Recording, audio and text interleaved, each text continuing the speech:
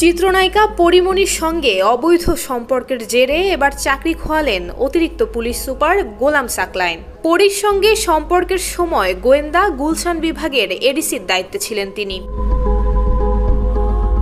অবৈধ এই সম্পর্কের কথা সামনে আসলে ডিবি থেকে সরিয়ে মিরপুরের পাবলিক অর্ডার ম্যানেজমেন্টে সংযুক্ত করা হয় সাকলাইনকে। পরে সেখান থেকে তাকে বদলি করা হয় ঝিনাইদহ ইন সার্ভিস ট্রেনিং সেন্টারে। তবে গত 13 জুন স্বরাষ্ট্র মন্ত্রণালয়ের শৃঙ্খলা 2 শাখা থেকে উপসচিব রোকেয়া পারভীন জুই স্বাক্ষরিত এক প্রতিবেদনে তাকে বাধ্যতামূলক অবসর দেওয়ার জন্য সুপারিশ করা হয়। পরবর্তীতে পরিমণি কাণ্ডে বিভাগীয় মামলায় ওই পুলিশ কর্মকর্তাকে বাধ্যতামূলক অবসর পাঠানোর সিদ্ধান্ত নিয়েছে সরকার।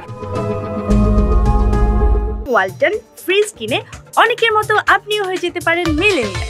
সেরা পণ্যের সেরা অফার। এদিকে মন্ত্রণালয়ের শৃঙ্খলা শাখার এক প্রতিবেদনে উল্লেখ করা হয়, সাকলাইন ধারাবাহিকভাবে নায়িকা পরিমণির বাসায় নিয়মিত রাত্রি যাপন করতে শুরু করেন।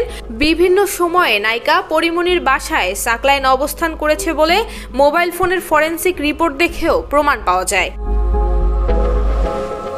উল্লেখ্য, আশুলিয়া বোট ক্লাবের উদ্যোক্তাদের একজন ব্যবসায়ী নাসির উদ্দিন মাহমুদের বিরুদ্ধে চিত্রনায়িকা পরিমণির করা ধর্ষণ ও হত্যা চেষ্টার মামলায় তদন্তের তদারক কর্মকর্তা ছিলেন গোলাম সাকলাইন।